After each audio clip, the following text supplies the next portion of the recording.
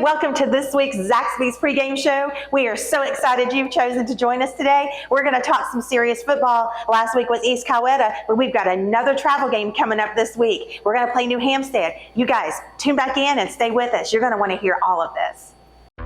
There are quesadillas, and then there's Zaxby's giant chicken finger quesadillas, packed with their famous chicken fingers, cheese, and a whole lot of sauce.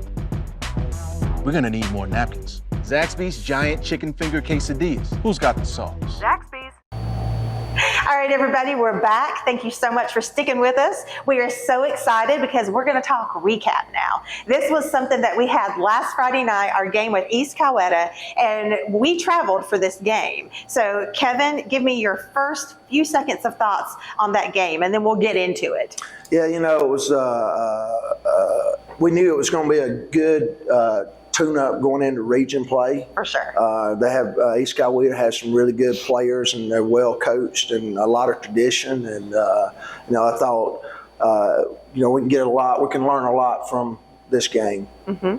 Now they hit some big plays, but your defense made stops throughout the night. Mm-hmm. Now, led by Jaden Coleman, mm-hmm. as I'm understanding. What positives did you take from how the defense did their job? You know, we started off the game a little, in the first half, we started off with a 3 and out. Then we blocked a punt and scored. Mm-hmm. And then the rest of the first half, it turned into a sort of a shootout. And, you know, but then we made some adjustments at halftime. Defense came out and really stopped them and gave us opportunities to take control of the game and win. And Jaden Coleman, you know, he was all over the field, had 10 tackles, I think 2 of them for loss. Nice. You know, John Tavius Carswell had another big interception. They were going in to score again. He had an interception. And at that time would have gave us a chance to go down and go up 2 scores. But we couldn't, you know, we couldn't quite capitalize on that. Quentin Crane, our safety, was very active all night. And, you know, if we can just learn to eliminate the big plays on defense, we're going to become a better defense. So offensively, Reed Ginn threw for 240 yards. He spread that ball around. How do you feel about the progress of your offense heading into this? You know, I think our offense has gotten better from day one. You know, Reed, for 3 quarters the other night, played lights out. And for whatever reason, he struggled in the 4th quarter. We fumbled the ball. We gave him a safety instead of a touchdown, but then he ended up throwing 2 interceptions. And we just can't, you know, we can't have that bad quarter. But we learn from that. You know, Reed's a competitor. He did a great job spreading the ball around to our receivers. And that's the thing that we like to do with our offense. You know, we're not going to give the one person the ball. We're going to spread it around. And, you know, Bryson Gordon, DeCorian Daniels, Jackson Thompson, KB Brett, you know, several guys that were able to touch the ball. And I'm real proud of where our offense is at going into region play. Okay, now special teams, they made a big impact with Jamarian Green's punt return touchdown. Did I say that right? Yes, you said. Yes, ma'am. How important are these kinds of plays in your opinion? You know, special teams can help you or they can beat you.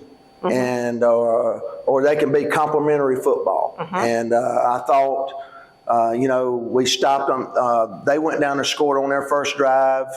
We went down and scored on our first drive. In their second drive, we made them punt. And we take a lot of pride in our special teams. And Kyle Jones blocked the punt, and Jamarian Green picked it up and ran it in for a touchdown. So that puts us up 14-7. And so it was huge at the time, and gave us the lead and gave us some momentum.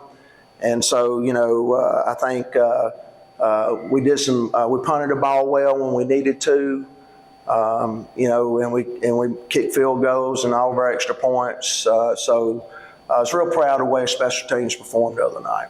So it sounds like it was a really good game. So you guys went toe-to-toe, mm-hmm. and you did it for 3 quarters. Now, what lessons can you take away in this when we're heading into region play now? You know, we got to finish. We got to finish. You know, mm-hmm. It's not how you start. is sustaining and finishing. You know, for 3 quarters the other night, we were right there.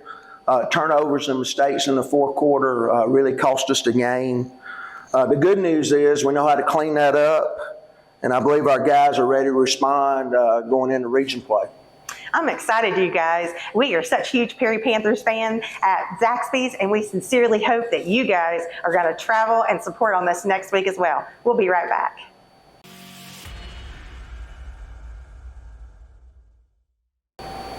Welcome back, you guys. Okay, this is our favorite part of the show. This is where we talk about who is Zaxby's and Coach Kevin's Kickin' Chicken Pick of the Week. Who is it? You know, I think it's none other than Jaden Coleman. You know, 10 tackles the other night, 2 tackles for a loss. He's a big leader on our defense, and he did an outstanding job the other night. So Jaden Coleman is our Kickin' Chicken Player of the Week. We are so proud of you. Congratulations. All right, everybody, this is my personal favorite part of the show where we talk about Coach Kevin's words of wisdom and the fill-in station. Now, years ago, we used to record only in our stores, and we had a highlight above us that said the fill-in station, which is, of course, where you get your drinks. But I actually love the fact that this is actually where we get our wisdom, too. So you guys, Coach Kevin, what is our wisdom words for this week? You know, I think we've talked about it a lot today is, you know, finishing strong, you know, adversity and response. We're right there with East Coweta for 3 quarters. You know, we've got to focus on finishing. You know, our coffee bean culture, you know, be the team that changes that atmosphere, rise to the moment instead of letting pressure break us down, you know. And I think don't let, in closing thoughts, don't let distractions or mistakes sour our situation. You know, be that coffee bean that sets standard. I love that. And I really feel that your guys, when they line up and say good game, I really want them to mean it. And I think they do. So that is truly the coffee bean culture we are so proud of at Perry High School and Coach Kevin.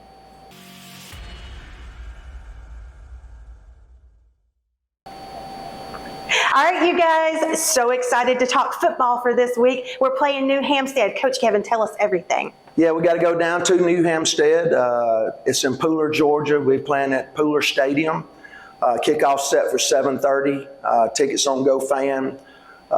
You know, New Hampstead is 1-4. They got a good football team. They just struggle. They don't know how to win right now. They got a young team, sort of like us. You know, but we're going to travel down there 7:30. You know, Friday night, Pooler Stadium. So come on out and support our Panthers. It's going to be a great game, you guys. We sincerely hope that you will travel, support, wear the colors, get the merch. You guys, shake your pom-poms. We're so excited about Perry High School football for this week. New Hampstead, 7:30. All right, that's another show for this week. Thank you so much for joining us. Have a great week, and we'll see you next time.